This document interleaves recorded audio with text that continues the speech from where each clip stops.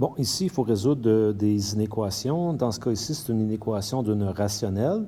Donc, on poursuit toujours avec le même principe. J'ai fait moins 2 de chaque côté, donc je me retrouve avec 6. Donc là, je cherche à savoir c'est quand que cette fonction-là sera négative. Donc, on passe à l'équation et là, on cherche les zéros. Donc, pour chercher les zéros, j'ai fait quoi? Donc, je vous mets un petit peu de détails. J'ai commencé par enlever 6 de chaque côté. Et par la suite, j'ai multiplié par x plus 4. En multipliant par x plus 4, je distribue ici. Et je me retrouve avec moins 6x, moins 24. Donc, c'est ce que j'ai ici. J'ai fait plus 24 de chaque côté. J'ai divisé par moins 6, je trouve 2. Donc, qu'est-ce qu'on sait? On sait que lorsque x vaut 2, cette fonction-là ici vaut 0. Alors, allons voir maintenant comment elle se comporte pour que je puisse donner son ensemble de solutions. La fonction en question, je peux venir ici, j'ai besoin du paramètre A, du paramètre B, H et K. Alors, qu'est-ce que j'ai? Mon paramètre A, c'est moins 36. Mon paramètre B, il vaut 1. Paramètre H, il vaut moins 4. Et K vaut 6.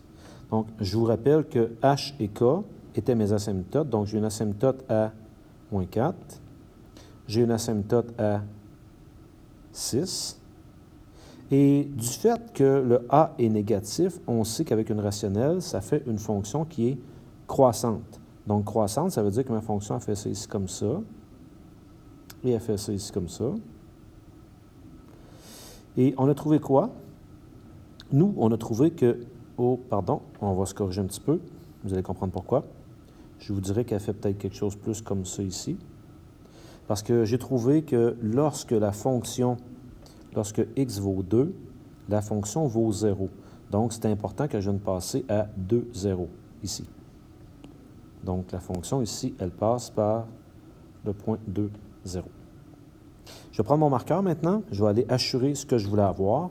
On voulait savoir c'est quand que la fonction est négative. La fonction est négative pour cette portion-là ici. Elle est sous l'axe des x. Donc, si je donne mon ensemble solution, je pourrais dire à ce moment-là, permettez-moi, je vais le mettre ici, l'ensemble solution. Je vais dire que c'est des x qui appartiennent à. Eh bien, quand je regarde mon dessin, je commence à juste l'autre côté de mon asymptote, donc je vais l'exclure jusqu'à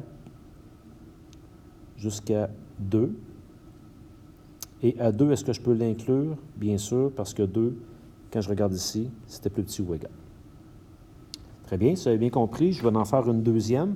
Maintenant, je vais le faire avec une sous la forme générale.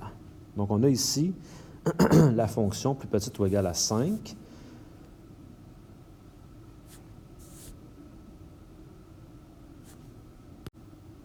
On pourrait se dire que, écrit sous cette forme-là, c'est peut-être plus simple tout de suite d'aller voir c'est quand c'est égal à 5. Parce que là, je vais avoir que 10x plus 1 est égal à 5 fois 3x moins 4. Donc, je vais avoir que 10x plus 1 égale 15x moins 20. Je vais manipuler un petit peu mon expression, là. Je vais envoyer ça là, je vais envoyer ça là. Donc, je vais avoir 10 moins 15, ça fait moins 5x.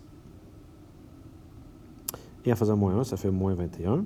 Donc, x égale 21 cinquièmes. Lorsque x vaut 21 cinquièmes, la fonction est égale à 5. Là, dans ce cas-là, c'est comme ça que ça fonctionne. Alors là, ce que j'ai besoin d'aller chercher, c'est mes paramètres h et k. Donc, h, c'est égal à moins d sur c, et k, c'est égal à a sur c. Et la forme qu'on me donnait, c'est de la forme ax plus b sur cx plus d. Donc, pour mon asymptote ici en h, mon asymptote vertical, puisque c'est moins d, ça fera 4 sur c qui vaut 3 et a qui vaut 10 sur c qui vaut 3. On va faire un petit graphique pour comprendre ce qui se passe. Alors, j'ai une asymptote verticale qui est à 4 tiers. Donc, on peut s'inscrire que ça, c'est à 4 tiers. J'ai une asymptote horizontale à 10 tiers. Et là, je cherche à savoir ma fonction, est-ce qu'elle est croissante ou décroissante. Ce que je pourrais faire, je pourrais aller voir, lorsque x vaut 0, est-ce que c'est en bas de 10 tiers ou en haut de 10 tiers? Ça va automatiquement me dire si elle est croissante ou décroissante. Donc, allons calculer ça. Je vais faire ça ici. Si x égale 0, il se passe quoi? Bien, ça fait 10 fois 0 plus 1 sur 3 fois 0 moins 4, ce qui me donne moins 1 quart. Moins 1 quart, c'est ici. Donc, on est assuré que notre fonction va faire quelque chose comme ça ici.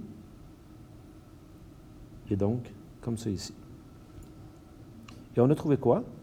On a trouvé que lorsque la fonction vaut 21 cinquièmes, disons que 21 cinquièmes, c'est ici, à ce moment-là, la fonction vaut 5. C'est ça que ça dit, là, dans notre problème. Donc, on a le point qui est ici. Et on cherchait à savoir, c'est quand que la fonction est plus petite que 5, en bas de 5. Encore une fois, avec mon marqueur, je vais aller marquer ce qui est en bas de 5. En bas de 5, puisque ça c'est égal à 5, bien, le bout qui va être ici, ça va être en bas de 5. Et tout ce qui est ici sera en bas de 5. Ce qui signifie que mon ensemble de solutions sera ceci. X élément de. Alors, la première partie à gauche, celle-ci, toute cette partie-là, je me rends jusqu'à mon asymptote qui est 4 tiers. Ça va ressembler à moins l'infini jusqu'à 4 tiers que je vais exclure parce que c'est une asymptote.